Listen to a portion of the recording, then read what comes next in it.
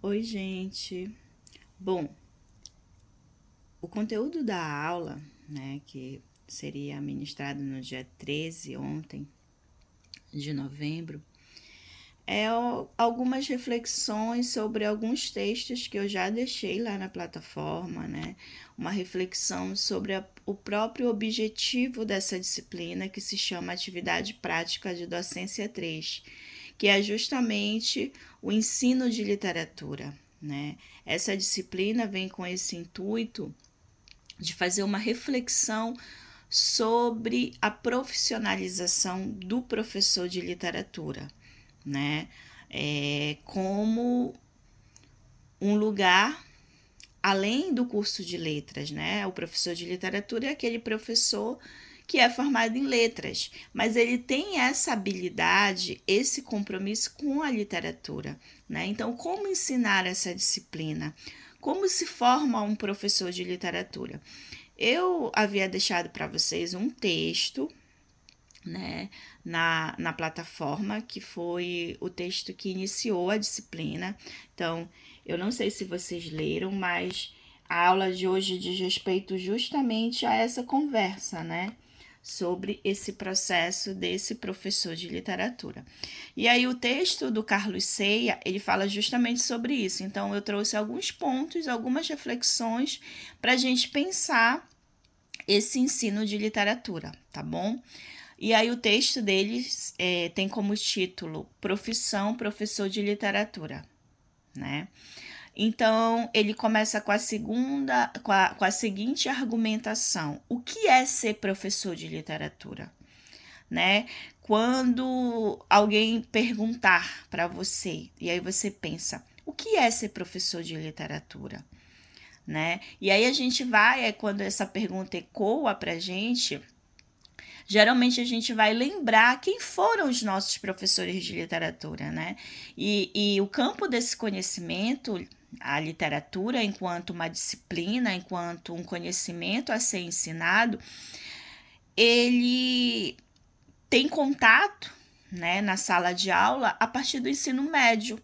Né? Antes, é como se a literatura não existisse na nossa vida de forma da sala de aula. Mas é claro que isso é algo é, que a gente acha, né? Mas não é algo que é o que realmente acontece. Por quê? Porque desde quando a gente nasce, a gente tem contato com o mundo da literatura através das cantigas, através de filmes que são inspirados em obras literárias, até muitos desenhos quando a gente é criança.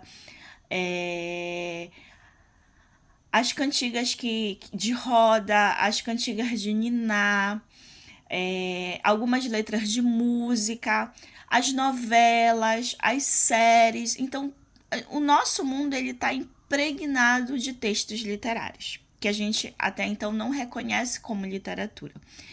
Mas aí, quando a gente pensa sala de aula, né, a gente também tem esse contato, porque às vezes a gente quando está, né, no Fundamental 1, no 2, a gente, em algum momento, o professor, a professora trabalhou um texto literário, mas ninguém te disse que aquilo era literatura. Trabalhou pelo menos um trecho de um conto, algo parecido. Os próprios contos de fadas, que é muito trabalhado nas escolas. Vocês, enquanto pessoas que estão fazendo aplicabilidade do projeto de intervenção, e a maioria foi para esse caminho de uma proposta literária, então, provavelmente está ali proporcionando para aquela turma, para aqueles alunos privilegiados, um momento com a literatura. Então, como não dizer que ela não faz parte da sala de aula? É claro que ela faz. É claro que ela está lá na sala de aula, só que poucas pessoas pensam sobre isso, infelizmente, tá? E aí, a partir dessa instigação, né, de o que é ser professor de literatura, a gente vai pensando sobre o que é ser esse professor. E aí depois vocês já tiveram contato no mundo acadêmico, né? Além de mim, tiveram outros professores de literatura e ainda terão, né? Então é o que vai marcar vocês quando alguém perguntar O que é ser professor de literatura? E aí eu não sei quantas pessoas da turma, por exemplo, vai querer caminhar ou vai ter oportunidade de estar nessa área como professor de literatura. Você fecha com a literatura. Você é formado em letras, mas você tem essa habilidade de ensinar literatura, né? No ensino médio, cursinho ou mesmo na universidade, e aí vai por esses caminhos. E aí o autor, o Carlos Ceia, ele coloca o seguinte questionamento: que o que é ser professor de literatura? E aí ele está falando sobre isso, que é um contínuo há um contínuo desmerecimento social que a profissão tem sofrido, levou sempre, pelo menos no meu caso, que é o do Carlos, a uma certa vergonha pública por me identificar no exercício de um ofício menor aos olhos da sociedade. Sempre que a fadídica pergunta: qual é a sua profissão? Né? Eu sou professor de literatura. Literatura? Mas o que é isso? Como é que se faz? Né? Porque quando você diz: eu sou professor de língua portuguesa, ok, eu entendo que você ensina português, né?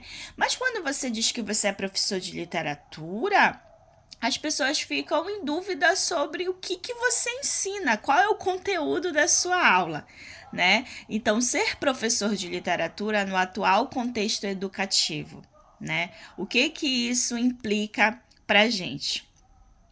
Um eterno problema do ensino da literatura é a forma como aprendemos a ensiná-la e como a ensinamos depois de possuirmos um diploma acadêmico que nos legitima esse exercício. Então, um dos grandes problemas que o autor pensa sobre esse exercício de ensinar literatura é justamente a forma que a gente aprende literatura. Porque, como eu falei para vocês, no ensino fundamental, no ensino 1 e o 2, ninguém diz pra gente o que é literatura. Ninguém diz assim: olha, esse texto, ele é um texto literário. Não há essa especialização nesse conhecimento de você identificar o que é literatura. Então, o que acontece muitas vezes é que o professor que aprendeu desse jeito, ele ensina desse mesmo jeito, né?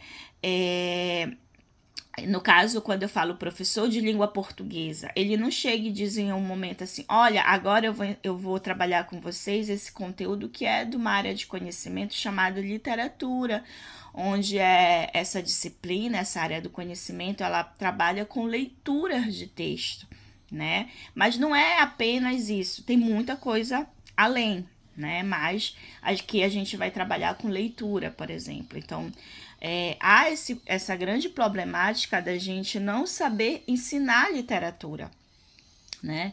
E aí fica assim numa seara, né? E até numa prisão constante sobre não fazer uma reflexão da própria prática da literatura, né? Mas como ensinar literatura? Por que ensinar literatura?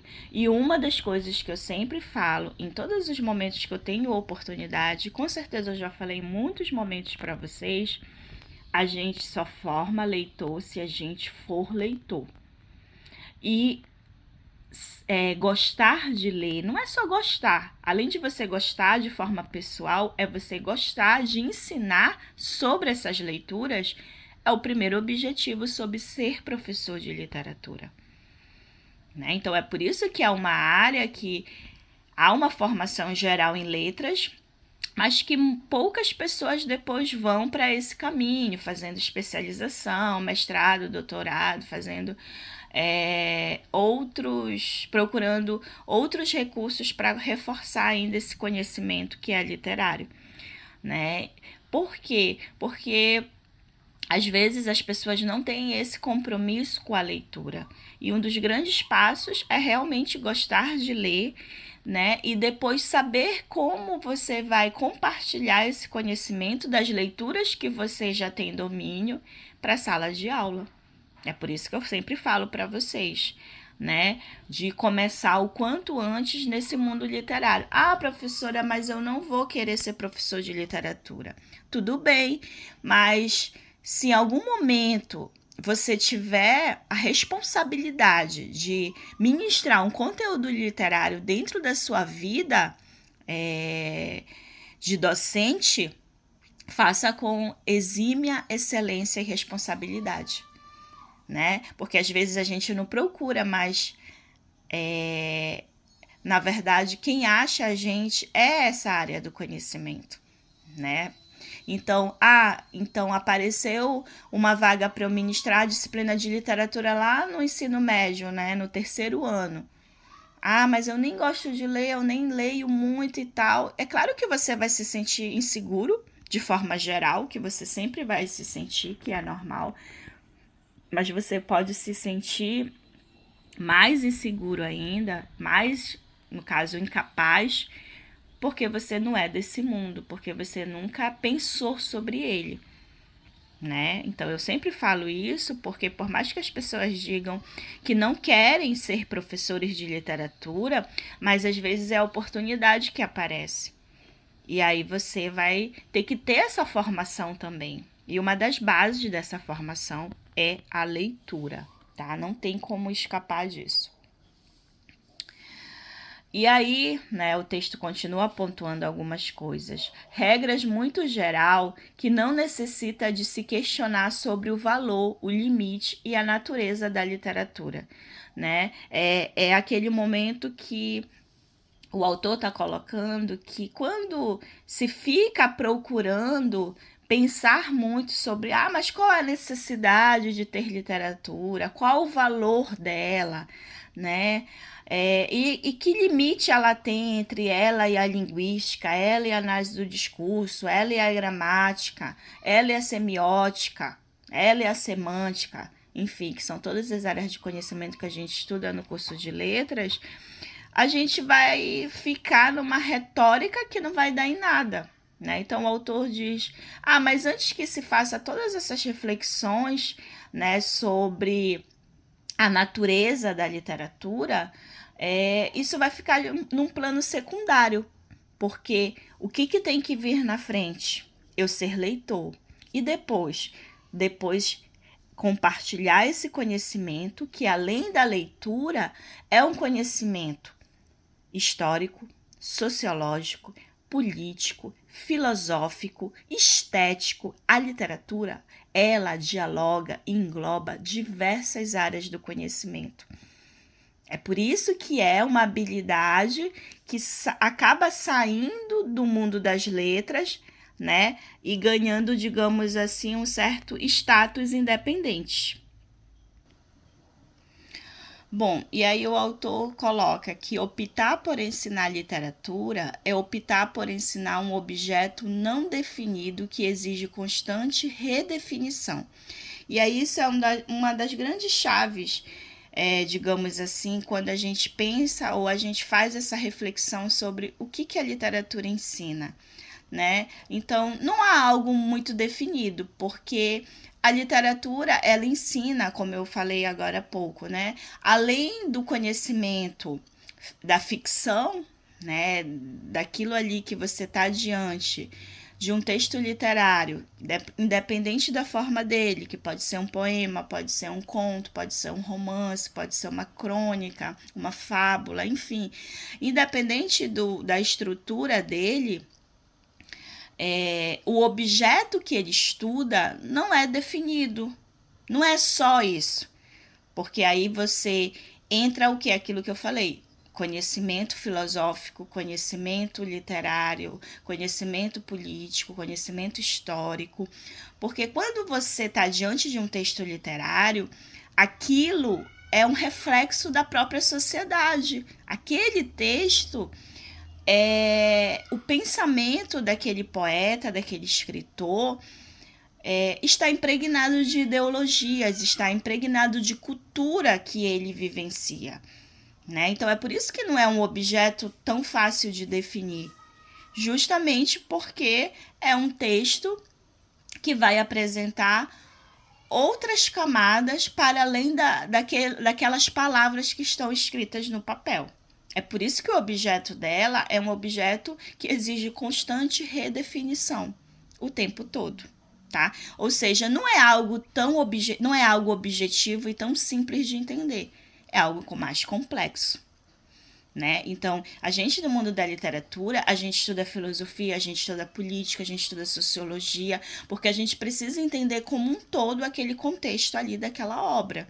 Aquele contexto daquela escola literária que apresenta tal característica. Foi criada da cabeça do nada? Não. Todas as características que são permeadas em cada estilo, em cada escola literária, foram criadas porque dependeram do momento histórico, político, social daquele momento.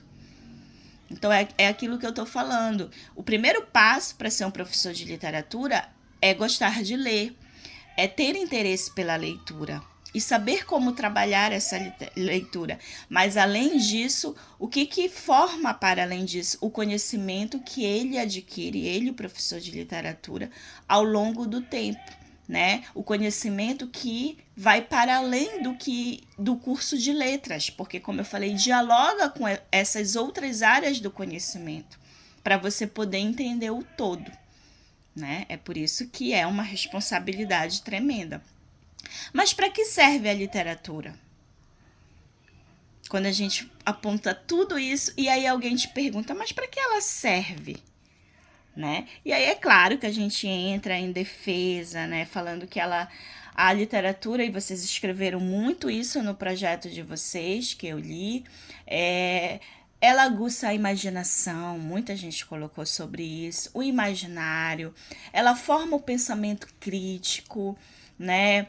Ela te apresenta vários mundos, várias culturas, vários universos, e a verdade é tudo isso que a literatura serve, né? Ela serve para mostrar para a gente a diversidade que há no mundo, né? Fazendo de uma forma criativa, né? Acionando além do imaginário e da cognição, né? Da criatividade, mas também formando pensamento crítico, né? Sabendo fazer interpretações, leituras, e isso vai auxiliar depois nas produções textuais, porque você só escreve aquilo que aquilo que tem dentro de você.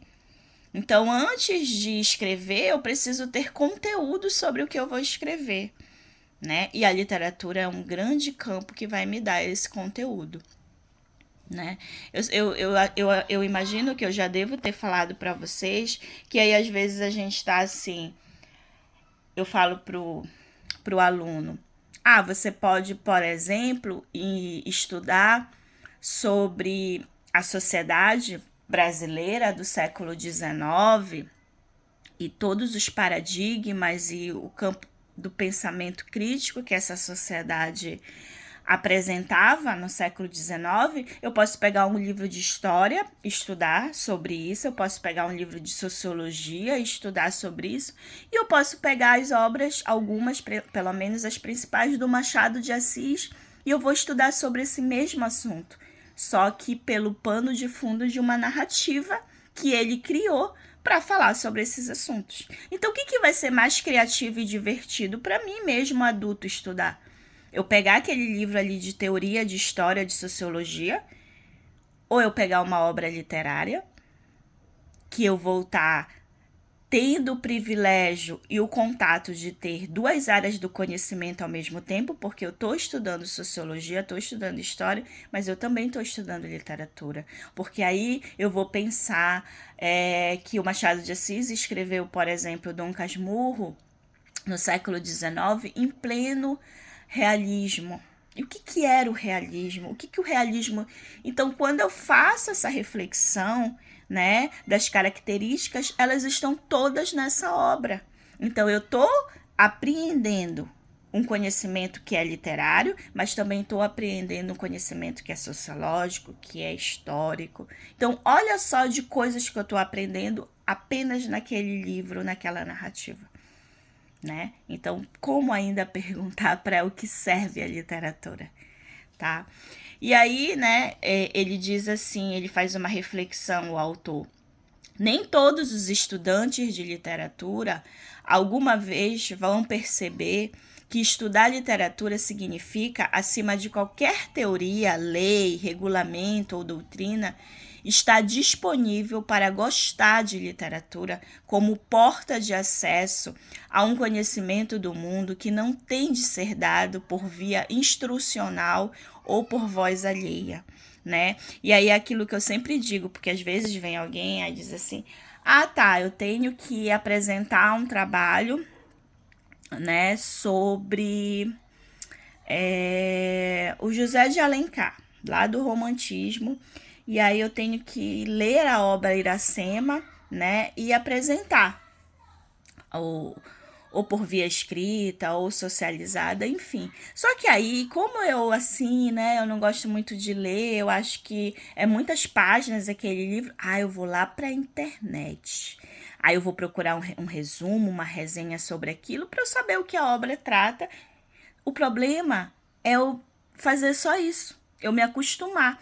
Fala sobre o amor de uma indígena, né, com o homem branco, dizem que é o mito de criação de origem do estado do Ceará, enfim, vai ter várias informações sobre. E aí eu me contento com isso, eu fico igual um papagaio repetindo só o que aquela pessoa ali na internet escreveu sobre. Não é que ela está errada. O problema é eu me contentar com isso. Não, eu vou ler a obra toda, porque eu tenho que dar a minha interpretação. Mesmo que depois que eu termine de ler, eu digo, eu nem gostei, achei chato, achei maçante, mas é você, é a sua interpretação. Eu não precisei ler um resumo da internet para comentar sobre aquilo e me conformar com isso. Não, o resumo ele pode te ajudar depois a organizar o teu pensamento, depois que você lê. Mas eu me contentar em só ler o resumo e já achar que eu li a obra e saber falar dela, isso é um conhecimento raso e sempre vai ser. Um professor de literatura, uma pessoa que compartilha literatura, ela não pode ter esse tipo de atitude. Ela não pode apresentar algo que ela leu um resumo. Né? Então, olha aí o compromisso que eu estou falando sobre leitura literária que um professor de literatura precisa ter. Né? Então, é ficar de olho nessa questão, tá bom?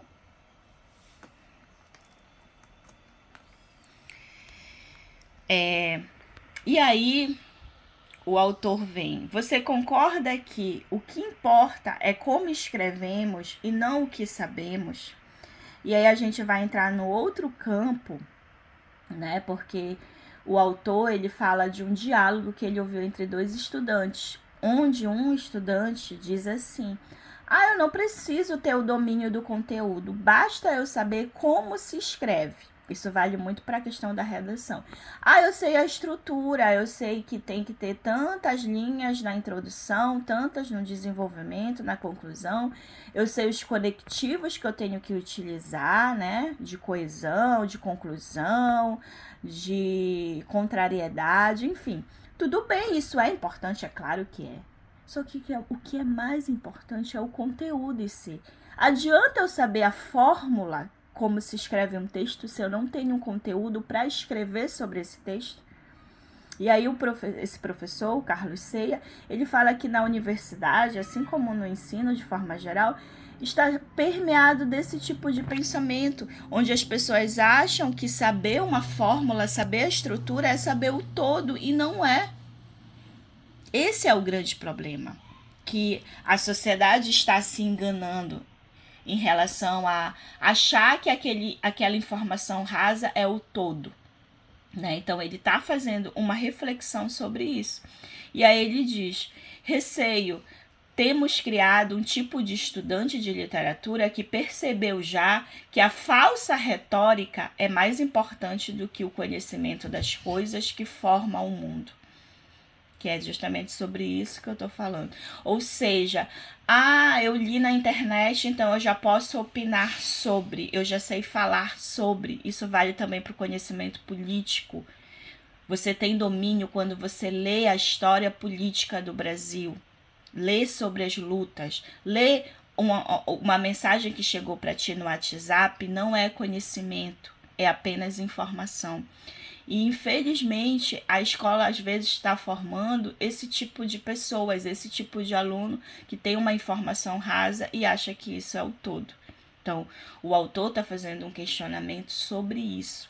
Quanto que as pessoas no ensino de literatura estão se enganando porque acham que ler uma informação rasa é saber o todo. E a gente só sabe o todo quando a gente lê a obra literária, quando a gente estuda sobre aquele contexto que aquela obra literária foi escrita. É assim que a gente tem domínio do conhecimento literário, tá? E aí o autor continua. Que responsabilidade tem o professor de literatura de hoje neste novo tipo de aprendizagem? Eu acho que eu até já respondi, né, essa pergunta. Qual a responsabilidade que o professor tem diante desse cenário? Diante desse cenário de falsas retóricas, de conhecimentos, de informações rasas. Qual é o grande papel, a grande responsabilidade do professor de literatura nesse contexto? Podemos falar aqui de fraude educacional? Seremos responsáveis por não exigirmos o conhecimento das coisas, mas apenas o bom relato escrito da aparência das coisas? Que culpa terá a literatura de tudo isto? A forma como os estudantes entendem o que é estudar literatura e o prêmio que obtém pela sua ignorância? Né? Aqui o autor está chateado, né? Então ele continua fazendo essa reflexão, né? Chamando de que é uma fraude, né? Que é aquela coisa de o professor finge que ensina, porque aí ele nem leu a obra literária, mas ele quer que o aluno leia para fazer uma atividade, uma avaliação. E o aluno finge que entendeu. Ele pega o resumo da internet, escreve na prova dele ou apresenta de forma oral, e o professor dá uma nota boa ou não, porque aí o que ele avaliar nem é o conhecimento do aluno, mas é como ele apresentou, se ele utilizou palavras bem colocadas, se ele tem esse conhecimento da retórica, que é o conhecimento do discurso, e aí sabe aquele famoso enrolar bem, então pronto, tem a nota máxima. E aí vai ficar aquele trabalho medíocre, e o professor fingiu que ensinou e o aluno fingiu que aprendeu. Né? Então, o autor vai discorrer sobre isso. A literatura do professor de literatura. Né? Qual o conhecimento desse professor? Aí, quando a gente volta para essa questão, volta lá para o início, quando eu disse que o professor tem que amar, ele tem que ter o prazer do texto, o prazer de estar com as leituras literárias, né? Às vezes, tanto de forma pessoal e na forma profissional. Bom, ele tem que saber. Quando eu digo isso, por exemplo, nem tudo de literatura eu amo. Por exemplo, tem algumas escolas literárias que eu não sou apaixonada. Por exemplo, o parnasianismo, o próprio simbolismo eu gosto, mas não sou apaixonada como sou, por exemplo, pelo realismo, pelo romantismo, pelo próprio barroco, né? Mas aí eu sei, porque se é a minha profissão, eu tenho que estudar para compartilhar, né? Para ensinar. Mas não é algo assim que brilha os meus olhos. Então, eu tenho os meus textos do prazer com o texto, daquilo que eu gosto, mas tenho aquilo que eu tenho que ensinar, porque é a minha profissão. E eu vou fazer da melhor forma possível. Mas eu tenho meus gostos pessoais? Tenho, como todo mundo tem. Né? Eu não amo tudo. Né? Então, a literatura do professor de literatura, ela precisa ter essa responsabilidade.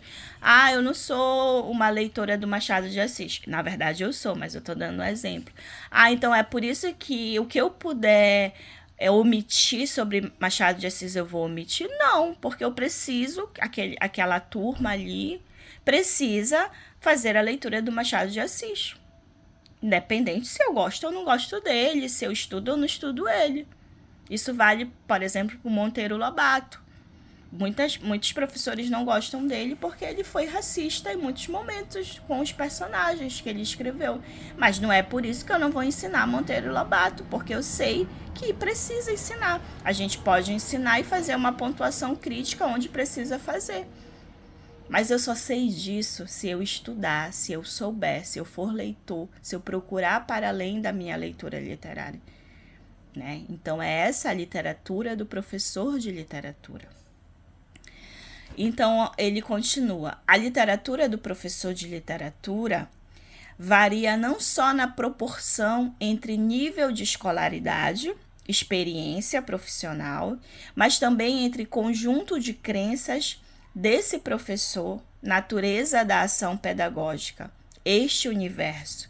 A literatura do professor de literatura é um campo complexo que está por investigar a fundo e que nunca será de fácil abordagem, porque ninguém guarda tão bem o seu forte intelectual como esse professor. Aí aquilo que eu falei para vocês, o conhecimento que precisa ter para além do conhecimento literário, que é o conhecimento da história, é o conhecimento da sociedade, é um conhecimento da cultura, é o conhecimento até da religião, daquele momento, daquele processo. É um conhecimento, gente, para além do que a gente lê. Né? O professor de literatura, ele tem todos esses conhecimentos e todas essas responsabilidades. O pensamento crítico dele, individual, mas que ele precisa não se prender a isso, né? Não se prender ao que ele escolhe politicamente, o que ele escolhe como religião. Isso não tem que estar acima do conhecimento como um todo. Quando eu digo isso, porque eu vou citar um exemplo aqui que pode ser polêmico. Digamos que esse professor de literatura ele tenha uma doutrina religiosa que, de alguma forma, ele não concorda com alguma leitura, com algum autor, né? Só que ali na ementa da disciplina ele precisa ministrar. Aí isso vai pesar? Vai. Mas só que ele precisa escolher o lado profissional. Então, eu vou ter que ministrar esse conteúdo, esse autor, independente que eu acredite ou não da minha forma individual, pessoal. Né? Porque eu tenho que pensar que o conhecimento é laico.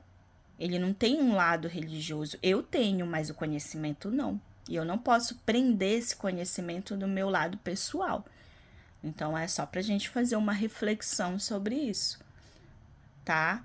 É essa responsabilidade do professor de literatura, tá? Que o que ele pensa ideologicamente, religiosamente, é secundário. Se ele precisa executar aquele conteúdo, ele vai ter que fazer isso da melhor forma possível, independente das suas crenças, tá? Eu digo que é polêmico porque eu sei que muita gente não concorda, eu entendo, mas a gente vai ter que colocar a profissão, né, o nosso profissionalismo acima de tudo, tá? E aí, quase já encerrando, né, e aí o autor coloca ainda esses dois apontamentos. O que se ensina deixou de fora o prazer de ler. Ele está falando, fazendo uma reflexão atual, né, uma reflexão contemporânea. Né? Onde está o prazer de ler? O prazer de cheirar os livros numa biblioteca. Ai, gente, amo. O prazer de fazer nascer um texto crítico a partir de um livro que nos tocou de forma única. A pedagogia da leitura do professor ainda é mais forte do que a descoberta da leitura livre de quem aprende o ofício de ler criticamente uma obra literária.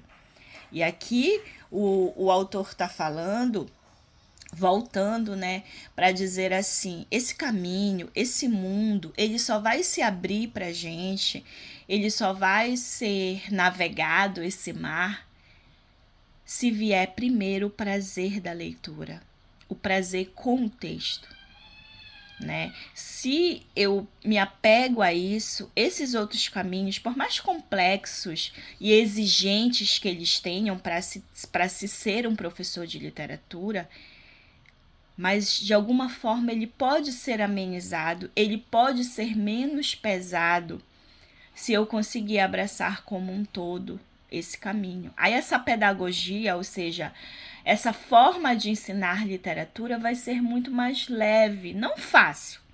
Não se engane, porque não vai ser fácil, né? Como eu falei, precisa ser leitor, mas também precisa de outras coisas. Mas só de você já ser leitor, você já deu um passo gigante nesse mundo de ser professor de literatura. Né? De fazer essa reflexão, de formar pensamento crítico, de olhar para além das entrelinhas de um texto literário. E aí ele continua.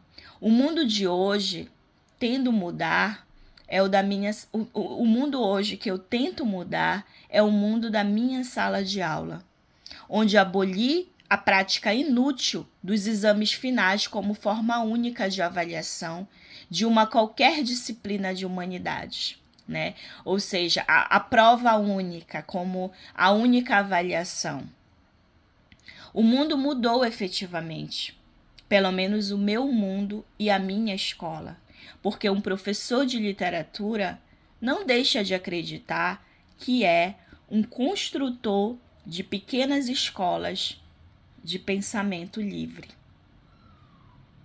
Né? E isso é muito reflexivo, assim, ecoa na gente, né? Essa parte eu acho até poética, né? Que ele faz essa reflexão sobre o mundo mudou, né? O meu mundo mudou, né? Por quê? Porque cada vez um professor de literatura, ele está acreditando que ele pode construir pensamentos livres, pensamentos críticos, não amarrados, não tradicionais, né? Que é tudo que a literatura permite pra gente. A literatura é um conhecimento livre. Por quê? Porque você lê um livro, você pode gostar, você pode não gostar, ele pode ser o livro da sua vida, você pode amar, você pode estudar por ele sociologia, antropologia, ciência política, história, filosofia. Ele está aberto, ele é livre. Psicologia, né? Os psicólogos, a psicanálise em especial, ela está assim descobrindo um novo mundo a partir do mundo literário. Vários autores de psicanálise estudam obras literárias, né? Porque a literatura é o espelho da sociedade. Só que de uma forma criativa, de uma forma ficcionada, de uma forma abstrata, mas é o espelho da sociedade. É o momento da sociedade, daquilo que ela está vivendo, porque um escritor, um autor, um poeta, uma poeta, não escreve sem conhecimento do que ele está vivenciando. Até as dores dele, se for um poema de amor, é o momento que ele está vivendo aquele amor. Então, está situado numa história, num contexto histórico, num contexto social, num contexto político. Tudo isso está servindo de base.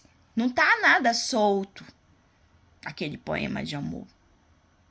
Né, aquela construção ali. Então, a literatura também, ela forma essas escolas de pensamento livre, porque ela é um conhecimento livre. É a sua interpretação, e aí você vai defender a sua interpretação com outros conhecimentos, é verdade. Só que ela é livre, além de tudo. E aí, quando você lê só um resumo da internet, você é que vai para uma prisão, porque você vai se basear na ideia de outra pessoa que leu aquilo. Não a sua, não a que você pode concordar com aquela resenha, com aquele resumo. Mas para você concordar ou discordar, você tem que ter lido tudo daquela obra. Porque senão eu me conformo, como eu falei, a ser um papagaio repetindo aquilo que alguém escreveu. Tá? E aí, como esse momento termina, né, do texto falando sobre escolas de pensamento livre, eu lembrei de um texto literário que eu amo, né? Inclusive é um autor que vocês tiveram que ler, eu imagino, para inspirar vocês para fazer o plano de aula, que é o Rubem Alves, né? Daquele livro lá, Alegria de Ensinar. E aqui é um trecho de uma crônica dele que está assim: há escolas que são gaiolas e há escolas que são asas. E aí o texto diz o seguinte: Escolas que são gaiolas existem para que os pássaros desaprendam a arte do voo. Pássaros engaiolados são pássaros sob controle. Engaiolados, seu dono pode levá-los para onde quiser. Pássaros engaiolados sempre têm um dono. Deixaram de ser pássaros. Porque os pássaros são livres, né, gente? Então, se você prende um pássaro numa gaiola e você é o dono dele, ele não é mais livre. Porque a essência dos pássaros é o voo. Escolas que são asas não amam pássaros engaiolados. O que elas amam são os pássaros em voo. Existem para dar aos pássaros coragem para voar. Ensinar o voo, isso elas não podem fazer, porque o voo já nasce dentro dos pássaros. O voo não pode ser ensinado, só pode ser encorajado. Eu penso que isso tem tudo a ver com a literatura, né? Porque ela já está dentro de nós. Desde quando a gente nasce, a gente é cercado de mundos literários. O que o professor de literatura vai fazer? Ele vai aperfeiçoar o conhecimento literário que você já tem. Ele não vai te ensinar sobre um conhecimento que cada um tem, dependendo do seu contexto, da sua história de vida. Ele só vai aflorar mais dentro de você e mostrar que a partir disso você tem outros universos para conhecer também. Né? Então eu penso que esse texto do Rubem Alves diz tudo. Que tipo de professor, que tipo de escola eu quero ser? Gaiola ou asas? E aqui eu termino esse momento que seria, né, a aula de ontem que eu estou gravando hoje. Pensem sobre isso.